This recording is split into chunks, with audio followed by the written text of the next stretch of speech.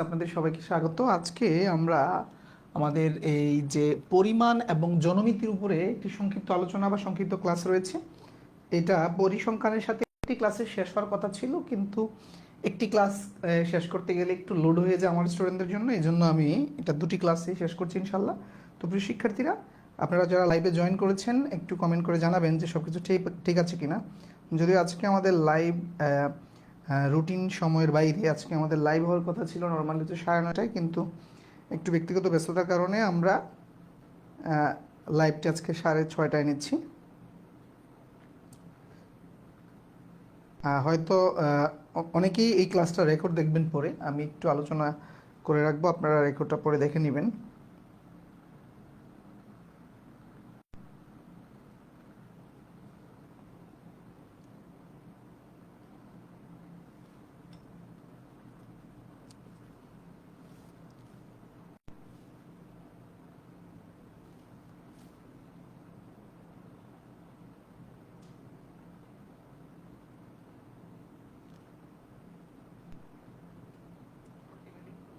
তাসফিয়া চলে আসছে, তারপর হচ্ছে রূপা সুলতানা, থ্যাংক ইউ।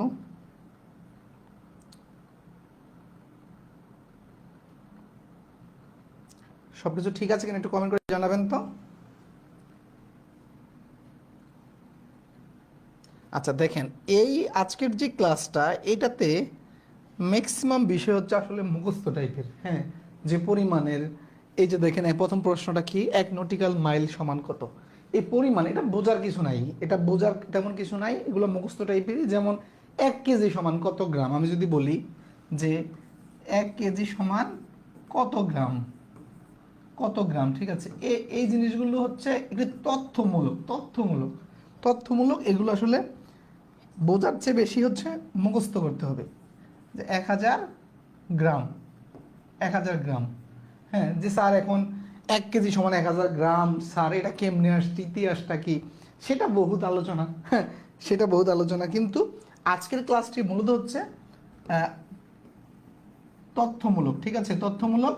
তাই আমরা যে তথ্যমূলক বিষয়গুলো খুব বেশি আমরা ফোকাস করব না, যে কয়েকটা অঙ্ক রয়েছে সে অঙ্কগুলো আমরা দেখব। আর এই তথ্যগুলো আমি জাস্ট স্লাইডে 1-2টা দেখাবো স্যাম্পল হিসেবে। এই তথ্যগুলো আপনারা একটু মাথায় রাখার চেষ্টা করবেন, একটু মুখস্থ করার চেষ্টা করবেন। আচ্ছা, রিপা সুলতানা স্যার কেমন আছেন? আলহামদুলিল্লাহ ভালো আছি। নীল কাব্য কেমন আছেন? ভালো আছি। রুকনুজ্জামান কেমন আছেন? ভালো আছে আলহামদুলিল্লাহ। আপনারা সবাই কেমন আছেন? তো আজকে আমি কিছু স্লাইডে দেখাচ্ছি যে কোন কোন বিষয়গুলো আপনারা, যেমন হচ্ছে 1 নটিক্যাল মাইল সমান, আমি এটা কালার করে রেখেছি 1853.18 মিটার। হ্যাঁ, এটা আপনারা দেখবেন। 1 ইঞ্চি সমান, কিছু গুরুত্বপূর্ণ তথ্য রেখেছি যে 1 ইঞ্চি সমান কত সেন্টিমিটার। 1 ইঞ্চি সমান কত সেন্টিমিটার? 2.54 সেন্টিমিটার। তারপর হচ্ছে 1 মিটার সমান কত ইঞ্চি, এটা আমি ছোটোবেলা পড়েছিলাম, একেবারে মুখস্থ আছে এখনও, যে 39.37। তারপর হচ্ছে 1 বর্গ মাইলের সমান নিচের কোনটি? 1 বর্গ মাইল সমান 640। এখানে কিছু আমি এগুলো রেখেছি, এগুলো আপনারা দেখে নেবেন। তারপর হচ্ছে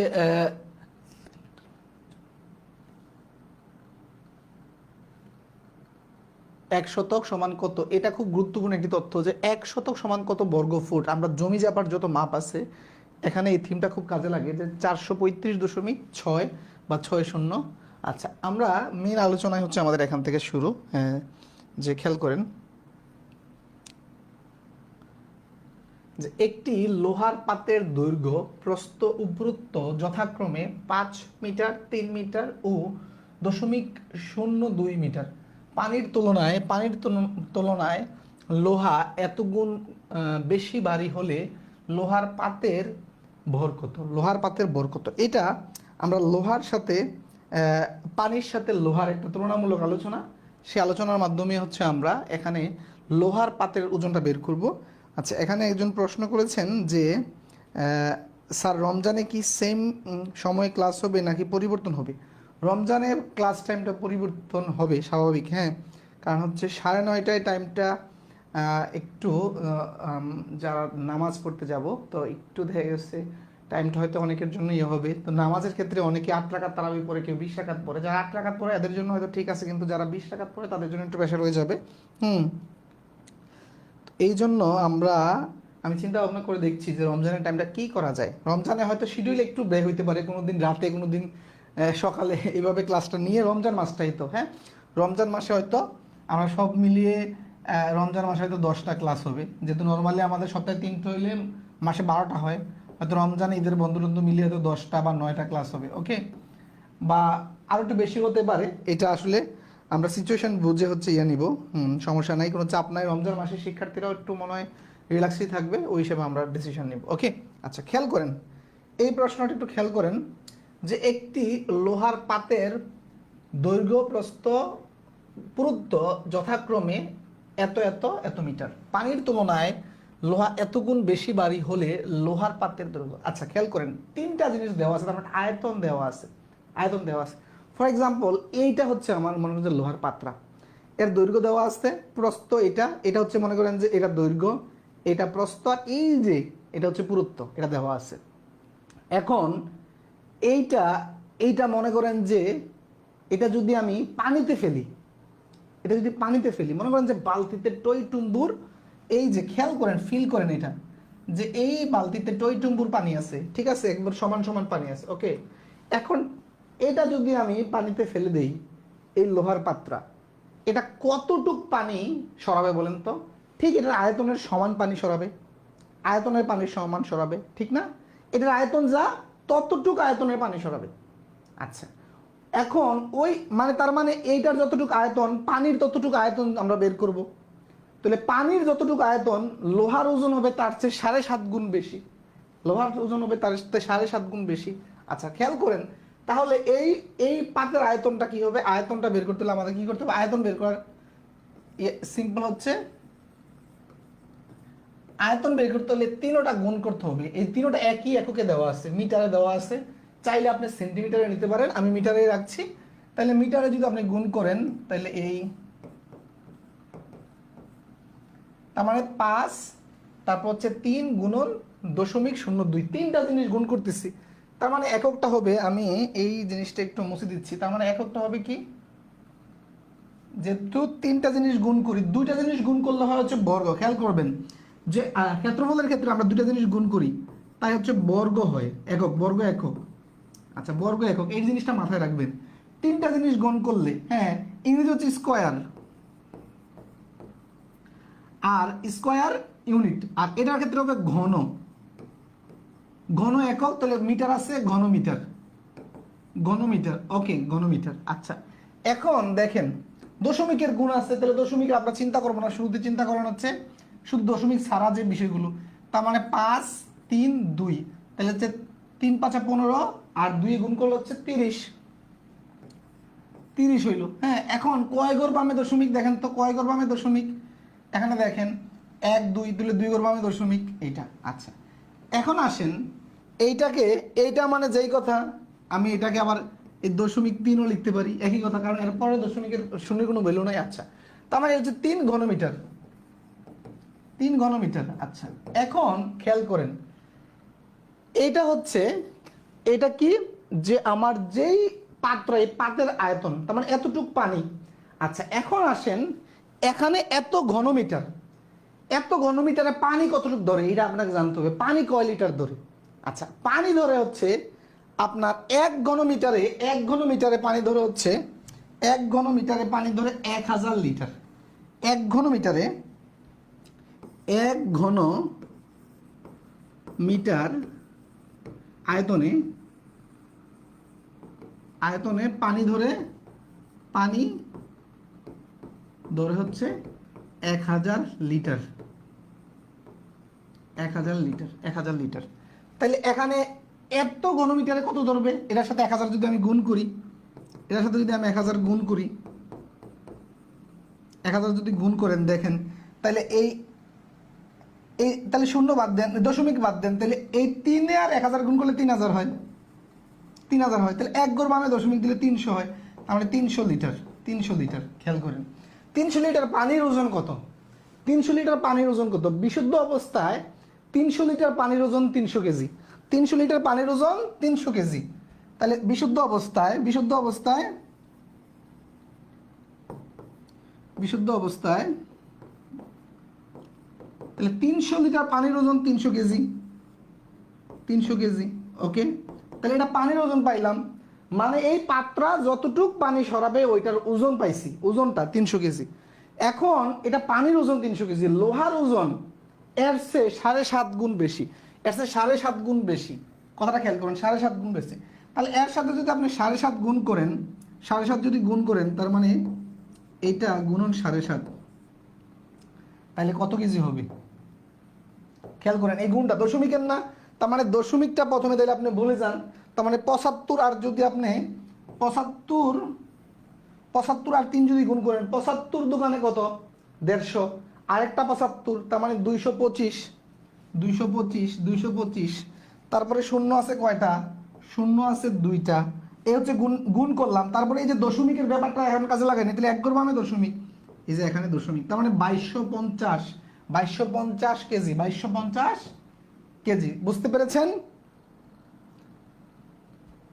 2250 কেজি উত্তর। ওকে, আমি বুঝাইছি, অনেক ধাপে ধাপে বুঝাইছি, সময় লাগছে, কিন্তু এত সময় লাগবে না। আপনি যখন নিজে করবেন, চর্চা করবেন, এত সময় লাগবে না। এই যে তাসপিয়া উত্তর করে ফেলেছে আমারও আগে।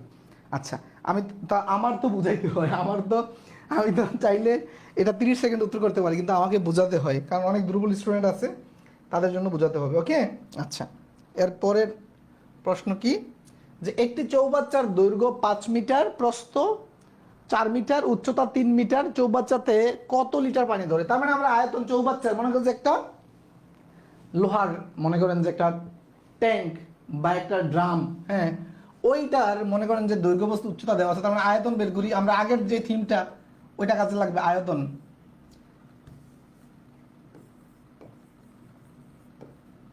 আয়তন বের করতে হলে কি করতে হবে? এই 3টা গুণ করে দিতে হবে, ঘনমিটার, ঘনমিটার। আচ্ছা, তার মানে 4 5 20, 3 20 60, 60 ঘনমিটার। আচ্ছা, আমরা জানি 1 ঘনমিটারে পানি ধরে কত লিটার? 1000 লিটার। 1 ঘনমিটার সমান 1000 লিটার, 1000 লিটার পানি। তার মানে এই যে 60 ঘনমিটারে কত ধরবে? 60 গুণ, তার মানে মোট পানি,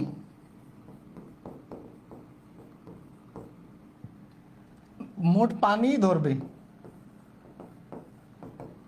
পানি ধরবে 60 গুণন 1000, তার মানে 6, তারপরে শূন্য হবে 4টা, 6 0 4টা কোথায় আছে? এই যে এখানে, উত্তর এইটা। বুঝতে পেরেছেন? উত্তর এইটা, 60,000। ওকে,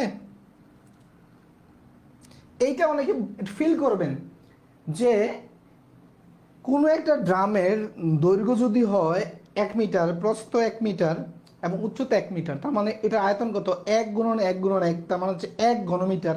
ওই 1 ঘনমিটার জায়গায় 1000 লিটার পানি ধরবে। 1 ঘন, মনে করেন যে আপনি একটা ড্রাম, আমি দেখাচ্ছি এখানে। ওকে, মনে করেন যে একটা ড্রাম, এরকম একটা ড্রাম যেটা দৈর্ঘ্য 1 মিটার, প্রস্থ 1 মিটার, উচ্চতা 1 মিটার। এই ড্রামে পানি ধরবে 1000 লিটার। এটাই বলা হচ্ছে যে 1 ঘনমিটার সমান 1000 লিটার পানি। বুঝতে পেরেছেন?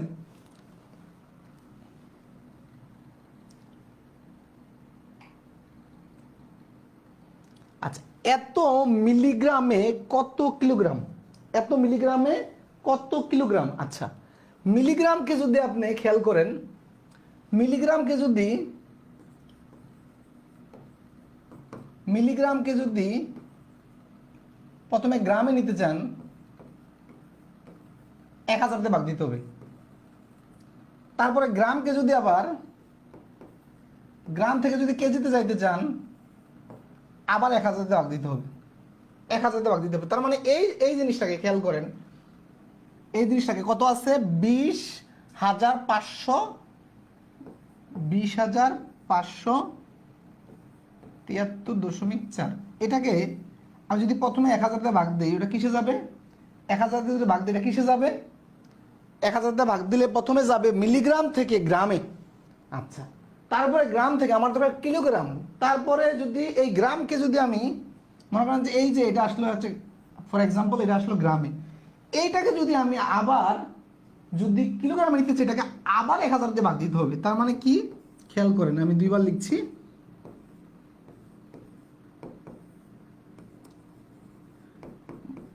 আবার ভাগ দেওয়া মানে নিচে, এইটা হচ্ছে কিলোগ্রাম। আচ্ছা এখন খেয়াল করেন একটা জিনিস, ভাগ দেওয়া দশমিকের ক্ষেত্রে কত সহজ।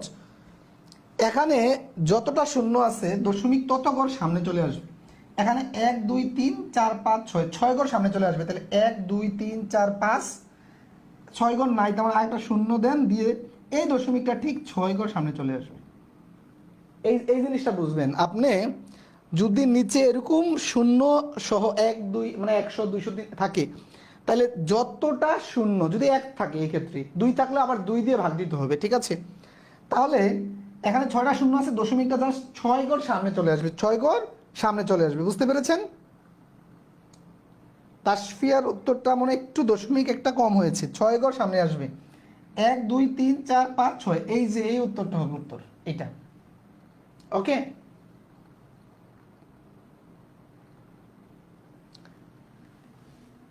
1 2 3 4 5।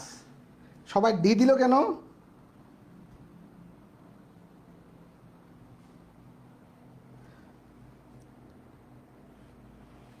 সবাই উত্তর ডি কেন? একজনেরটা এ একজনেরটা এ হইছে, সবাই ডি দিল কেন?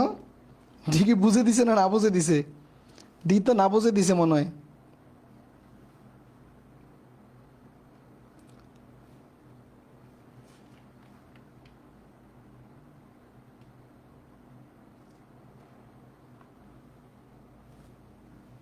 এ হবে এ এ।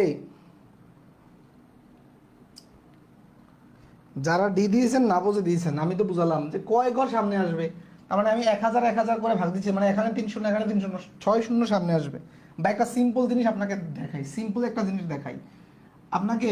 এই যে আমি বললাম যে 66কে 100 দিয়ে ভাগ, 66কে 100 দিয়ে ভাগ, খেয়াল করেন 66কে 100 দিয়ে ভাগ করেন, 100 মানে নিচে কত আছে, 2টা শূন্য, জাস্ট ভাগ করলে এটার ফলাফল হবে কত জানেন, এই যে দশমিক এত, মানে দশমিক 2 ঘর সামনে চলে আসবে। আপনার বিশ্বাস না হলে ভাগ দেন, আসেন ভাগ দেই। দেখেন এই যে 66কে ভাগ যায় না, তাহলে দশমিক দিয়ে একটা শূন্য আনলাম, এবার কয়বার যাবে, 6 বার যাবে, তার মানে 600। তারপর কত নামবে, 70 নামবে। এখন দশমিকের জন্য আবার দিলাম কত, আবার দিলাম কত, শূন্য, থেকে 700 আবার যাবে 7 বার। এই যে দেখেন মিলে গেছে, বুঝছেন। তার মানে যদি এরকম থাকে, যতটা শূন্য থাকে দশমিক তত ঘর সামনে চলে আসবে, তত ঘর সামনে চলে আসবে, বুঝতে পেরেছেন। এ ঠিক আছে এ। ওকে, এই বেসিকটা বুঝছেন কিনা, এই যে আমরা 6টা শূন্য আছে, দশমিকটাকে 6 ঘর সামনে নিয়ে আসলাম, এই যে বেসিকটা এখানে আলোচনা করলাম। ওকে,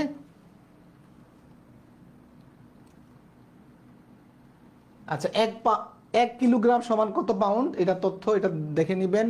1 ক্যারেট সমান, এই জিনিসটা খেয়াল করেন, এটা একটা রেল মন্ত্রণালয়ের উপসহকারী প্রকৌশলী আসছিল। হ্যাঁ, এটা প্রচলিত একটা ভুল উত্তর আছে। প্রচলিত ভুল উত্তরে যেটা হয় যে অনেকে মনে করে যে 1 ক্যারেট সমান অনেকে মনে করে 10 গ্রাম। এটা ভুল। এটা সঠিক উত্তর হচ্ছে 1 ক্যারেট সমান হচ্ছে 0.2 গ্রাম অথবা 200 মিলিগ্রাম, 200 মিলিগ্রাম, বুঝতে পেরেছেন।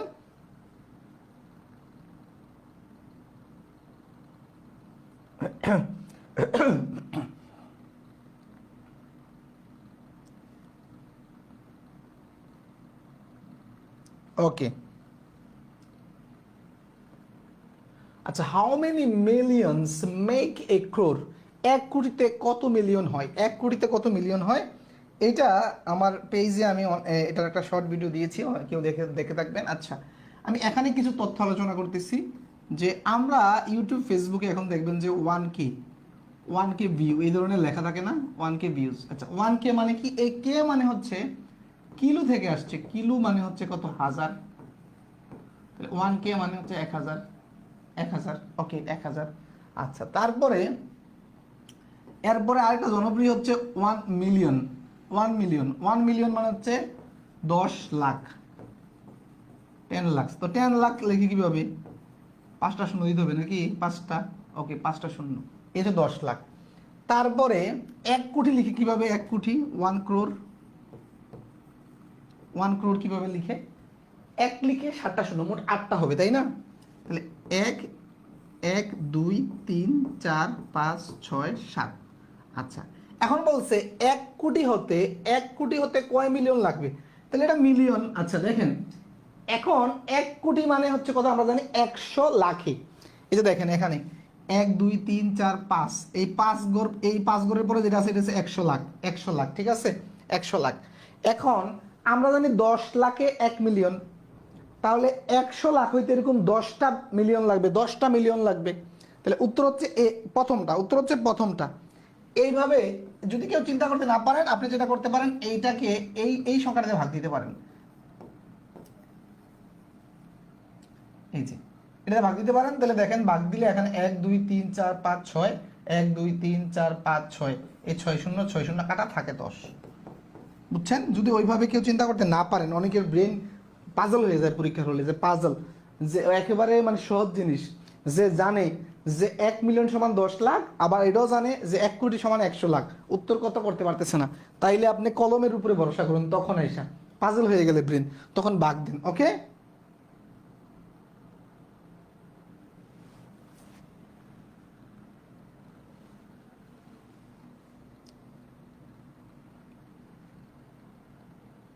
আচ্ছা এই ক্ষেত্রে আরো কিছু তথ্য আমি ইয়া করে দেই। 1 বিলিয়ন, 1 বিলিয়ন সমান 1000 কোটি। হ্যাঁ, 1000 কোটি। তারপর হচ্ছে 1 ট্রিলিয়ন সমান হচ্ছে 1 লাখ কোটি। 1 লাখ কোটি, 1 লাখ কোটি, এটা ইয়া করবেন। তারপর হচ্ছে রাহুল পাল বলছে মৌলভীবাজার থেকে স্যার প্রচুর বৃষ্টি সহ তুফান হচ্ছে, তারপর ক্লাস করছি। ওকে ওকে, থ্যাংক ইউ ভাই। আচ্ছা তারপরে আসেন এখানে 1 ট্রিলিয়ন। 1 ট্রিলিয়ন আমি যেটা বলছি অলরেডি, যে 1 লাখ কোটি, এই যে 1 লাখ কোটি 1 ট্রিলিয়নে। এইটা একটা চাকরি পরীক্ষায় এসেছে, যে দুদকের সহকারী পরিচালক ও কোর্ট পরিদর্শক, দুদকের চাকরি তো অনেক হট চাকরি। আচ্ছা এই যে এইটার কোনো যুক্তি নাই, ঠাড়া মুখস্থ, যে ব্রিটিশ 1 বিলিয়ন, আমেরিকান 1 বিলিয়নের কত গুণ? 1000 গুণ। ওকে, আচ্ছা এখানে আসেন যে আমাদের জনমিতির আজকে কিছু আলোচনা, যে জনমিতির আলোচনার ক্ষেত্রে যেটা হচ্ছে যে স্থূল জন্মহার, এখানে এই সূত্রগুলো আপনারা বই খুললে পাবেন, কিন্তু আমি এই জিনিসগুলো একটু ব্যাখ্যা করে দিচ্ছি। একটু ব্যাখ্যা করে দিচ্ছি। মনে করেন যে এই যে দেখেন 1000, এইটা হচ্ছে বার্থ, আর এই পিটা হচ্ছে টোটাল পপুলেশন, টোটাল পপুলেশন। ওকে, জনগণ। আচ্ছা, আর ডিটা হচ্ছে ডেথ, ওকে। আচ্ছা এখন আসেন এই যে স্থূল জন্মহার, স্থূল জন্মহার হিসাব করা হয়েছে। নর্মালি আপনি দেখবেন যে হার, আমরা যে শতকরার অঙ্কে বা হচ্ছে শতকরা সংখ্যা দেখবেন যে হার মূলত হচ্ছে 100-তে চিন্তা করা হয়, কিন্তু এই জায়গায় আপনি খেয়াল রাখতে হবে, এই বেসিকটা বেশ লাগানো যাবে না। স্থূল জন্মহার, স্থূল মৃত্যুহার যদি বলা থাকে, এটা হাজারের ক্ষেত্রে, হাজারে। এই সূত্রটা কিভাবে আসছে? মনে করেন যে কোনো একটা জায়গায় পি সংখ্যক হ্যাঁ জনগণ থেকে, পি সংখ্যক জনগণ থেকে জন্ম নেয় বি সংখ্যক বাচ্চা। ওকে, সংখ্যক শিশু। তাহলে একজনে কয়জন জন্ম নিবে? একজনের জন্ম নেয় কত? কম না বেশি? কম হইলে এই যে ভাগ, তাহলে 1000 জনে জন্ম নিবে, কম না বেশি? এখন বেশি হইলে গুণ, এই গুণটা আমরা এখানে দিলেও পারি, এই জায়গায় দিলেও পারি, এখানে দিছি। ওকে, কোনো সমস্যা নেই, এখানে দিছি, এইটা এখানে লিখছে। ওকে, বুঝতে পেরেছেন? এইটারই সূত্র আকারে লিখছে, এটাকেই সূত্র আকারে লিখছে। ওকে, কিন্তু আমরা এইভাবে চিন্তা করবেন। ওকে, ওইভাবে সূত্র মুখস্থ করার দরকার নাই। আমার টাইপিস্ট মানে একদম টাইপ করে দিছে বই থেকে, কিন্তু আমার এইভাবে মুখস্থ করার দরকার নাই। আপনারা এইটা মাথায় রাখবেন, এই বেসিকটা, তার বুঝছেন? আচ্ছা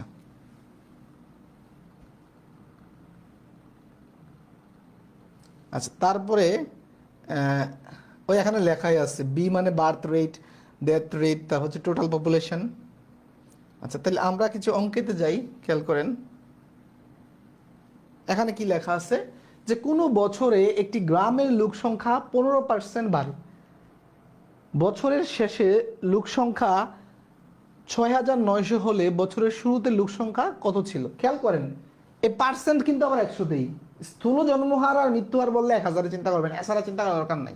ওকে, তার মানে কোনো একটি গ্রামের জনসংখ্যা বাড়ে হচ্ছে এই 15%।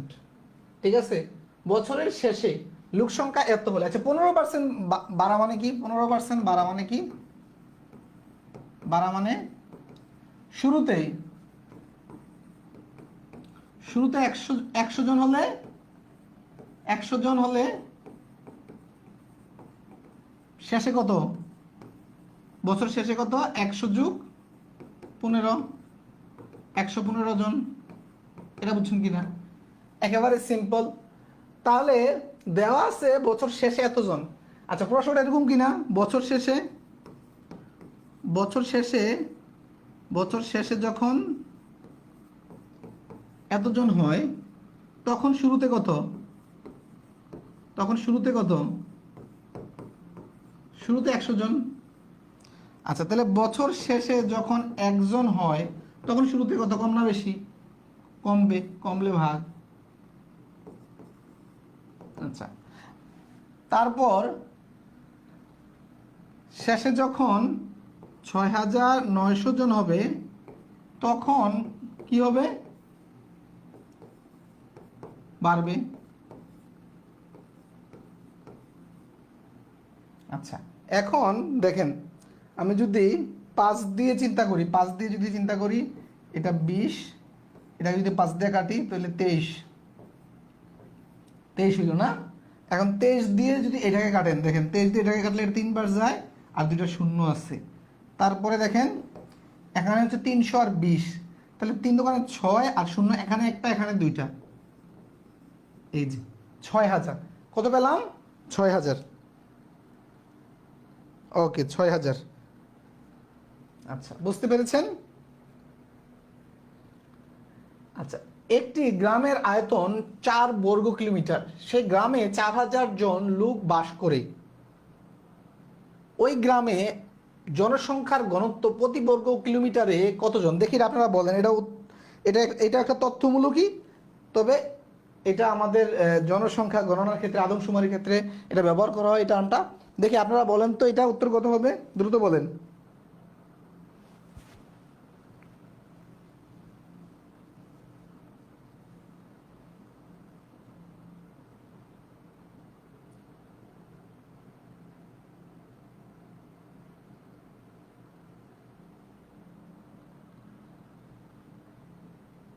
এক হাজার।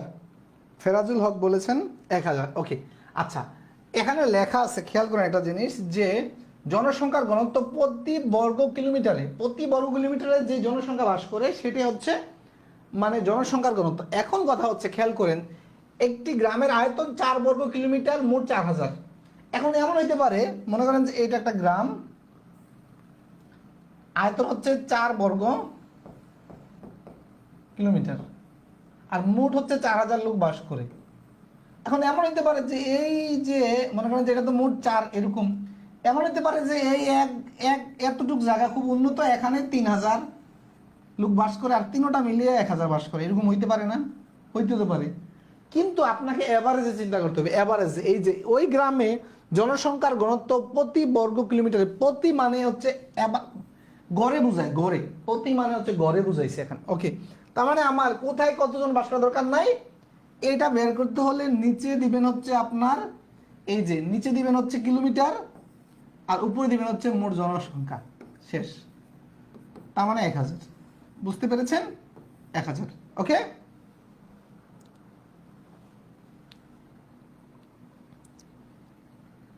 বাংলাদেশে স্কুল, এই যে স্কুল, এই যে লিখে ফেলছে টাইপারে, স্থূল জন্মের হার হবে এটা, একটু আগে যেটা বুঝাইলাম। হ্যাঁ, স্থূল জন্মের হার।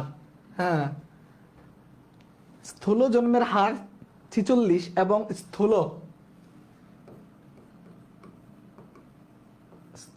মৃত্যু হার 20।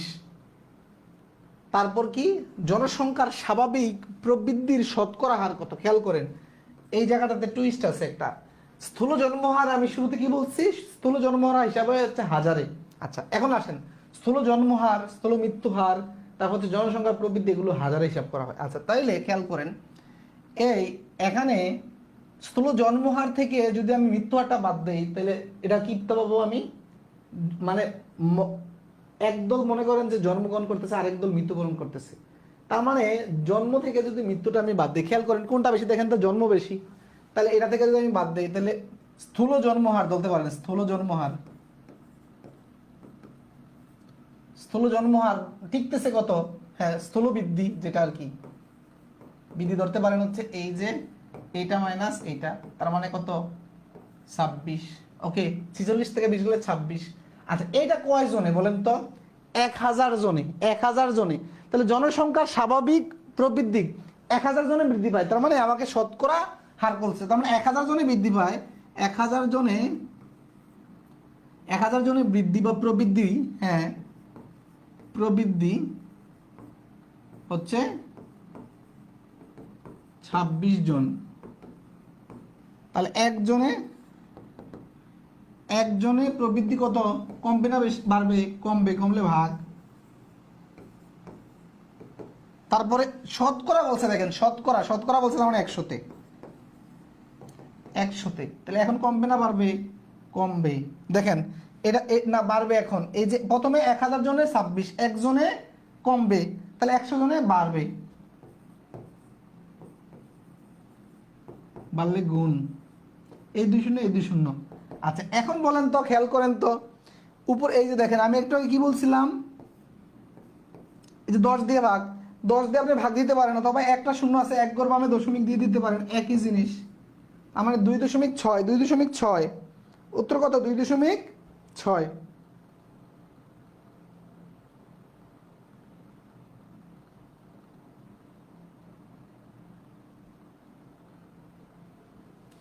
আচ্ছা রকিবুল ইসলাম বলছে, স্যার নতুন বিষয় যখন শিখি তখন একটু সমস্যা হয়, আমরা সাধারণ ছাত্র হিসেবে নতুন বিষয় শিখার কিছু কৌশল যদি বলতেন ভালো হতো। আচ্ছা নতুন বিষয় কোন বিষয়ে, গণিতের নাকি অন্য বিষয়ের? সাধারণত গণিতের ক্ষেত্রে তো আমি নতুন বিষয় খুব দেখি না, কারণ এই সবগুলো টপিকে আমরা স্কুল জীবনে কোনো না কোনো লেভেলে আমরা করে আসছি। নতুন বিষয় বলতে আমার কাছে যেটা মনে হয় সাধারণ জ্ঞান, যে হঠাৎ করে কোথাও একটা ঘটনা ঘটলো, ওই ঘটনা সম্পর্কে জানা, কিন্তু এগুলো আমরা আগে করে আসছি। তারপরও যদি আপনার প্রশ্নটা গণিতের ক্ষেত্রে হয়ে থাকে, আমি তো আমার গণিতের ক্ষেত্রে আমি সবসময় একই কথা বলি, হ্যাঁ যে পড়াশোনা করতে হবে যে কোনো বিষয়ের ক্ষেত্রে একেবারে মূল থেকে মূলে ঢুকে পড়তে হবে। আর গণিতের ক্ষেত্রে একেবারে বেসিক বুঝে বুঝে যতটুকু সম্ভব, যেটা তথ্যভিত্তিক সেটা তো বাদ, যে এক কেজিতে 1000 গ্রাম সেটা বোঝার দরকার নেই, হ্যাঁ এটা এটা অ্যানালাইসিস করে আপনি বিজ্ঞানী হওয়ার দরকার নেই, ঠিক আছে, কিন্তু অ্যাটলিস্ট তথ্যগুলো বাদ দিয়ে, যেমন মনে করেন যে সমকোণ 90 ডিগ্রি, এটা নিয়ে অ্যানালাইসিস করার দরকার নেই, এই তথ্যটা মুখস্থ রাখেন, ঠিক আছে। এছাড়া মনে করেন যে আমি বললাম বেসিকটা কি, খেয়াল করেন বেসিক আর মুখস্থ জিনিসটা বুঝতে হবে আপনাকে, পার্থক্যটা। ওকে, আমি এই যে একটা সমকোণ আমি এখানে এটা দেখাইলাম যে এটা হচ্ছে 90 ডিগ্রি, এটা 90 ডিগ্রি, ঠিক আছে, এটা 90 ডিগ্রি, তারপর হচ্ছে এটা হচ্ছে মনে করেন যে 30 ডিগ্রি, 30 ডিগ্রি, এই কোণটা কত আপনাকে আমি বললাম, এই কোণটা কত, ঠিক আছে, এটা কত।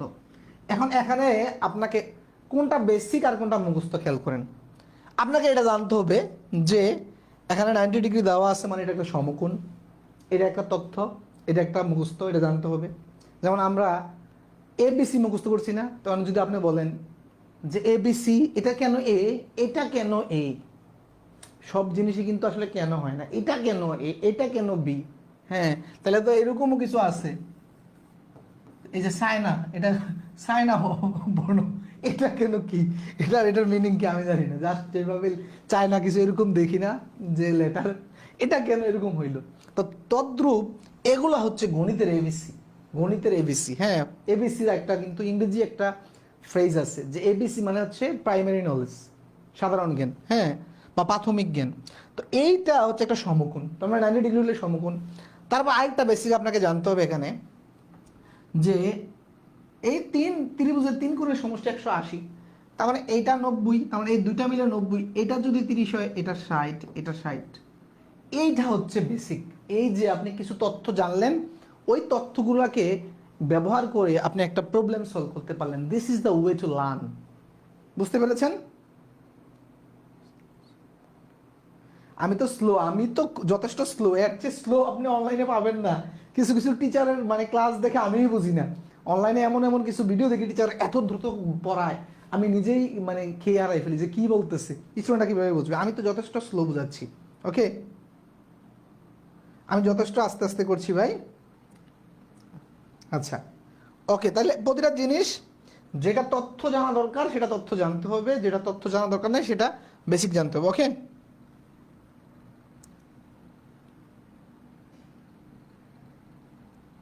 আচ্ছা, একটি দেশের জনসংখ্যা 1980 হতে 2010 সালের মধ্যে প্রতি 10 বছরে দ্বিগুণ হলে এই সময় জনসংখ্যা বৃদ্ধির শতকরা হার কত? শতকরা হার কত? দেখেন, একটি দেশের জনসংখ্যা 1980 থেকে 2010 প্রতি বছরে, প্রতি 10 বছরে দ্বিগুণ হলে, দ্বিগুণ হলে, খেয়াল করেন, খেয়াল করেন, এত সালে মনে করেন যে 100 জন ছিল, 100 জন ছিল, 100 জন ছিল, তাহলে এই যে 1980, তাহলে 1990 কত হবে? প্রতি 10 বছরের দ্বিগুণ হয়, তাহলে এটা 200 হয়েছে, 200 হয়েছে। তারপরে 1990 থেকে তারপরে কত আসবে? 2000, প্রতি 10 বছরের দ্বিগুণ হয়। আচ্ছা, তারপরে এইটা খেয়াল করেন, এখন এই 100 থেকে দ্বিগুণ হবে না 200 থেকে? 200 থেকে এত হবে।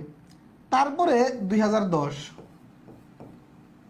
এইটা থেকে খেয়াল করেন, এইটা থেকে দ্বিগুণ হবে, এটা থেকে দ্বিগুণ হলে কত হয়?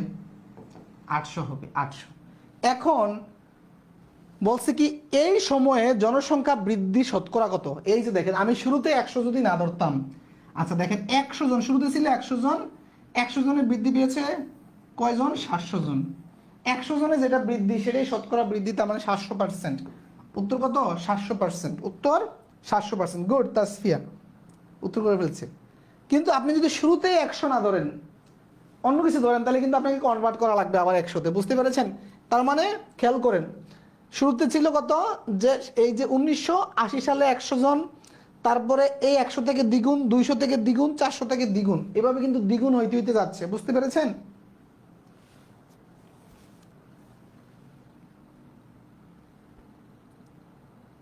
আচ্ছা, তারপরে আসেন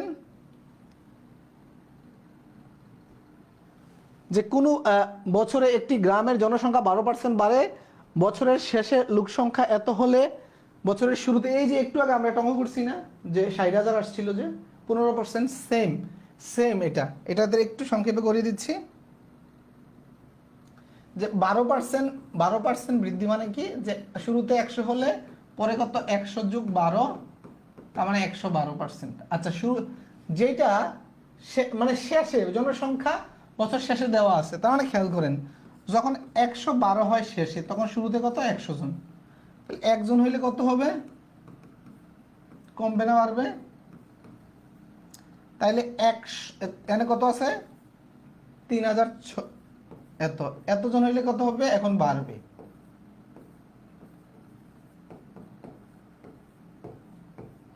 ওকে, এখন দেখেন, এই যে এটা একবার 3 দিয়ে কাটাকাটি যায়, এই যে এটাকে 100 ধরেন, এই জায়গাটাকে 300 ধরেন, তাহলে একবার যায়, আবার 36, 3 বার 36, এতটুকু দিলে একবার বরাবর 3 বার যায়, এই যে শূন্য একটা আছে, তার মানে এখানে 30 আর 100, 3 শূন্য 3000, উত্তর হচ্ছে 3000। উত্তর 3000।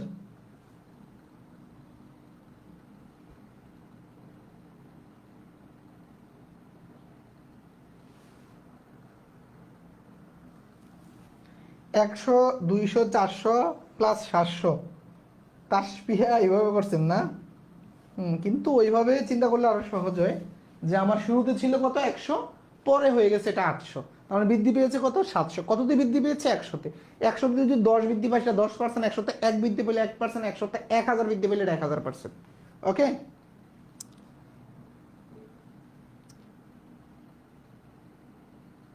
আচ্ছা, একটি মহল্লার জনসংখ্যার মধ্যে পুরুষের সংখ্যা এত পার্সেন্ট, ওই মহল্লার পুরুষের সংখ্যা এত হলে ওই মহল্লার যোগ কত?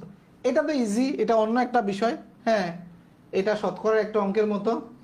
এটা পারবেন যে এত পার্সেন্ট সমান, এত পার্সেন্ট সমান, দেখেন এত পার্সেন্ট সমান কত, এটা শতকরা চ্যাপ্টারের অঙ্ক, যে এত পার্সেন্ট সমানিত হচ্ছে, এত পার্সেন্ট হচ্ছে পুরুষ, ওই শহরের পুরুষের সংখ্যা, এত পার্সেন্ট সমান 1100, তাহলে 1% সমান কত হবে, কমবে না বাড়বে, কমবে। তাহলে মোট জনসংখ্যা মানে 100%।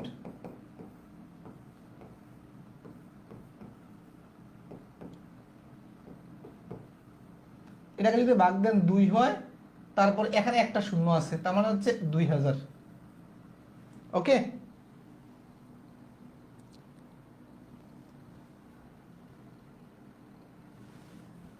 আচ্ছা এখানে একটা অঙ্ক আছে, এইটা হচ্ছে আমাদের সবচেয়ে গুরুত্বপূর্ণ অঙ্ক, এবং এখানে একটা চিন্তার বিষয় আছে যে কোনো একটি শহরে জনসংখ্যা 3 লক্ষ, সেই শহরে প্রতি হাজারে 30 জন করে জনসংখ্যা বৃদ্ধি পেলে 3 বছরের পর ওই শহরের জনসংখ্যা কত হবে।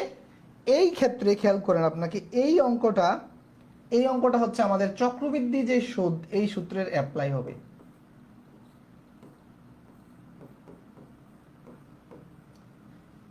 এইটা অ্যাপ্লাই হবে, এইটা হচ্ছে 3 বছর পরে আমরা সুদে মূলে, কারণ এইটা হচ্ছে জনসংখ্যা টোটাল 3 বছর পরে কত হবে।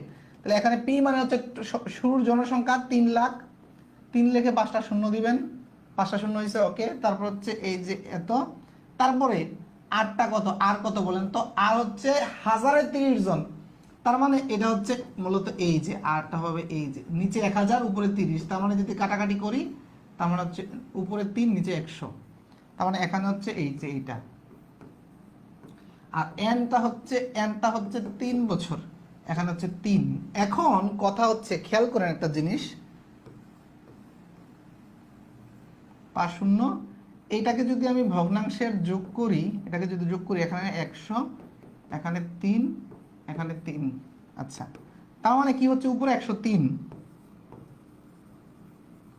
5 শূন্য হয়েছে, ওকে। তারপরে এখানে হচ্ছে 103, 100, আচ্ছা এইটার উপরে পাওয়ার হচ্ছে 3, ওকে।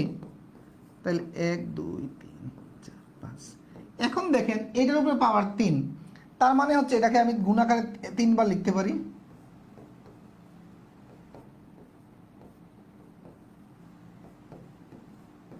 এখন আমার প্রশ্ন হচ্ছে এইটা কি পরীক্ষার হলে ক্যালকুলেশন করা সম্ভব। আমি হয়তো এই যে শূন্যগুলো কাটতে পারলাম, এখানে দুইটা এই 5টা কেটে ফেললাম, এই 5টা কেটে ফেললাম, কিন্তু তারপরে আমাকে এই যে এইটা গুণ করতে হবে, গুণ করে আবার 10 দিয়ে ভাগ দিতে হবে, খেয়াল করেন, ঠিক আছে, গুণ করে 10 দিয়ে ভাগ দিতে হবে। গুণ করা কি এটা সম্ভব, এটা কি গুণ করা সম্ভব বলেন। এইটা গুণ করা পরীক্ষা হলে অ্যাটলিস্ট ওই মাথা ঠান্ডা রাখবে না। হ্যাঁ যদি পারেন, প্রসেসটা দেখাইলাম কিন্তু অঙ্ক শেষ, এখন হচ্ছে ক্যালকুলেশন। এখন যদি মাথা ঠান্ডা রেখে ক্যালকুলেশন করতে পারেন তাহলে করবেন, কিন্তু সব স্টুডেন্টে পারবে না, সব স্টুডেন্ট পারবে না। যারা একটু ভালো কনফিডেন্ট থাকবেন, অন্য জায়গায় সময় কমাইতে পারবেন, তারা এই অঙ্কটা ধরবেন, না হয় ধরা দরকার নেই, ঠিক আছে। সর্বজান্তা হওয়ার দরকার নেই, সব পারার দরকার নেই, কিন্তু আমি জাস্ট দেখালাম ওইটা, বুঝতে পেরেছেন। আমাদের তাসপিয়া তো করে ফেলি বুঝতে পেরেছেন। তো প্রিয় শিক্ষার্থীরা, আমাদের আজকের আলোচনা এতটুকু ছিল। হ্যাঁ, আজকের আলোচনা এতটুকু ছিল। আমরা এরই মধ্যে আমাদের যে পাটিগণিতের অংশটা আলহামদুলিল্লাহ সফলভাবে শেষ করতে পেরেছি। এখন হচ্ছে বীজগণিতের ক্লাস। তবে বীজগণিতের ক্লাস আপনারা আশা করি যারা গণিতে খুব বেশি ভালো, হ্যাঁ, তারা খুব সহজে এনজয় করতে পারবেন। আর যারা একটু দুর্বল আছেন তারা বীজগণিতের সূত্রগুলো একটু দেখবেন এই ফাঁকে। আমাদের পরবর্তী ক্লাস, যেমন আজকে রবিবার, মঙ্গলবার হবে বীজগণিতের প্রথম ক্লাস, তার সূত্রাবলী নিয়ে আলোচনা করবো। আপনারা সূত্রগুলো বাসায় একটু দেখবেন, প্রত্যেকে একটু সূত্রগুলো দেখবেন। এই ক্লাসটা যারা দেখবেন, এই ক্লাসের শেষে আপনারা সূত্রগুলো একটু দেখবেন। স্যার এটা টেকনিক সুন্দর একদম। আচ্ছা, থ্যাংক ইউ। আচ্ছা খেয়াল করেন, তাহলে আমরা পাটিগণিতের প্রায় আমাদের 28টা ক্লাস হয়েছে, 28টা, হ্যাঁ 28টা ক্লাস হয়েছে, 28টা ক্লাস হয়েছে। এরপরে আমাদের বীজগণিত অংশ রয়েছে। বীজগণিতের পরে আমরা যাব হচ্ছে আমাদের জ্যামিতি এবং হচ্ছে পরিমিতি, তারপরে ত্রিকোণমিতি, তারপর হচ্ছে আমাদের মেন্টাল অ্যাবিলিটি রয়েছে। আশা করি সামনে যে বড় নিয়োগ পরীক্ষাগুলো আসতে পারে, বিশেষ করে বিসিএ 47 প্রিলি, প্রাইমারি, নিবন্ধন, এগুলোর আগে আমরা শেষ করব। কোনো কারণে যদি দেখি যে আমরা সার্কুলার কোনোটা দ্রুত এগিয়ে আসতেছে, পরীক্ষা এগিয়ে আসতেছে, প্রয়োজনে আমরা ক্লাস লোড বাড়িয়ে দেব ইনশাল্লাহ। হ্যাঁ, আপনারা এর মধ্যে চর্চা করতে থাকেন যেন সময় নষ্ট না হয়, চর্চা করতে থাকবেন এবং প্র্যাকটিস করতে থাকবেন, বেসিক থেকে শেখার চেষ্টা করবেন। ঠিক আছে প্রিয় শিক্ষার্থীরা? তো সবাই ভালো থাকবেন, সুস্থ থাকবেন। আল্লাহ হাফিজ। আজকে ক্লাস থেকে এখানে বিদায় নিচ্ছি। আসসালামু আলাইকুম।